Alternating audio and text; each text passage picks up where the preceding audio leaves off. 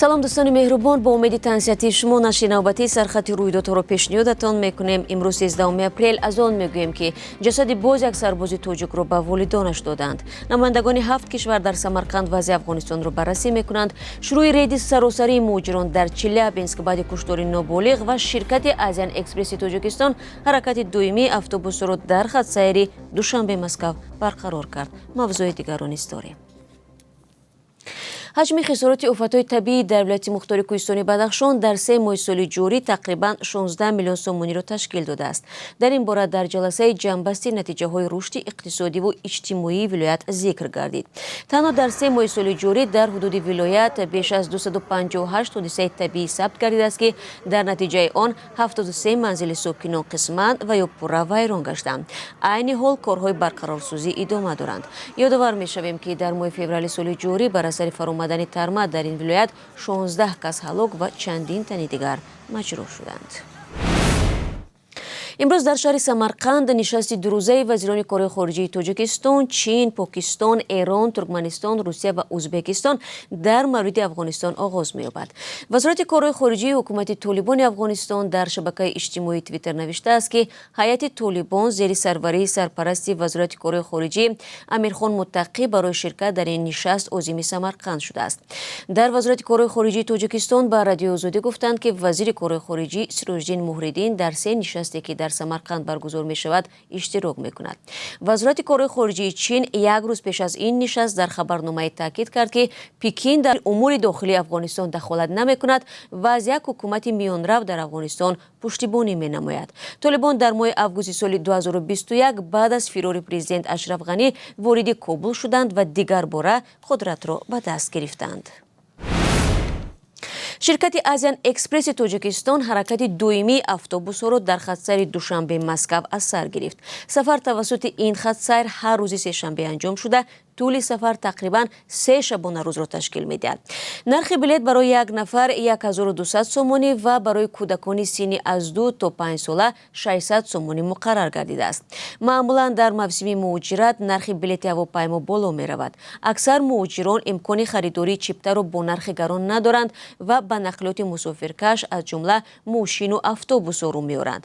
ҳолатҳое низ ҷой дорад ки ширкатҳои мусофирбарӣ бо нархи арзон ба Русия расонидани мусофиронро ваъда медиҳанд, вале автобусҳояшон дар роҳ вайрон гашта муҳоҷирон чанд рӯз дар роҳ саргардон мешаванд.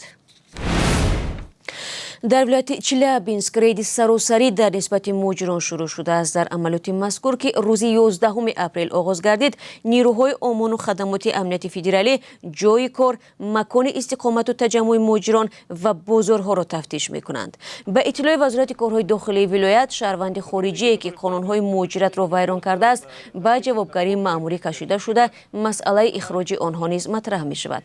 корфармоёне ки аз кори муҳоҷирони ғайриқонунӣ истифода мебаранд то 1 миллион рубл ҷарима ва ё фаъолияти корхона то 90 рӯз боз дошта мешавад.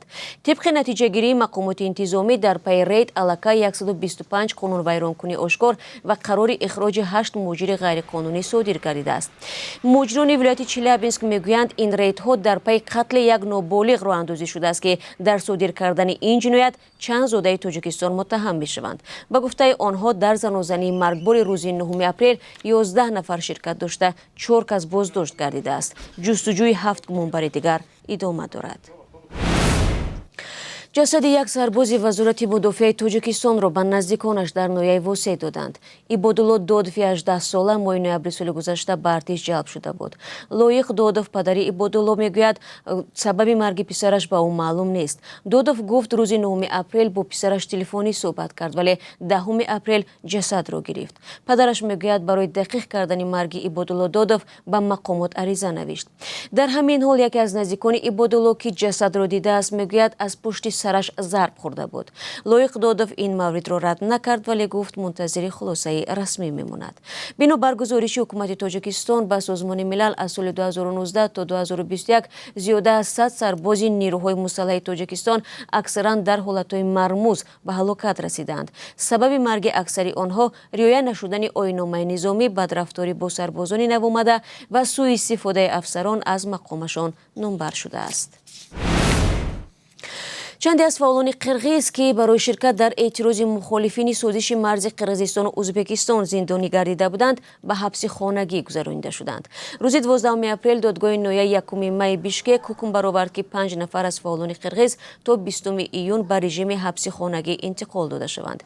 ҳамчунон Чингиз Капаров ки як рӯз пеш барои табобати беморӣ аз маҳбас ба шифохона интиқол ёфта буд, бояд баъди муолиҷа ба ҳабси хонагӣ интиқол ёбад. ин гурӯҳ ки аз 26 нафар ҳомиёни ҳуқуқ, хабарнигорон ва сиёсатмадорон иборат аст, худро аъзои кумитаи ҳимоят аз Кампиробод номида моҳи октябри соли 2022 барои эътироз ба созиши аломатгузориву ташхиси марзи Қирғизистону Узбекистон ҳабс шуда буданд. бинандагони меҳрубон, ҳоло мебинем ки қурби асъори хориҷӣ дар Тоҷикистон чанд аст. имрӯз 13 апрел Бонки миллӣ 1000 рубли русиро бар ивази 132 сомониву 50 дирам пешниҳод мекунад. $1 10 сомониву 91 дирам ва €1 11 сомониву 97 дирам арзиш дорад. ин қурб метавонад дар бонкҳои тиҷоратӣ фарқ кунад. дӯстони азиз, барномаи сархати рӯйдодҳоро тамошо кардед. мулоқоти баъди мо ву шумо 4 соат баъд дар барномаи ахбори озодӣ хоҳад буд. умедворам моро ҳамроҳӣ мекунед. то он дам барори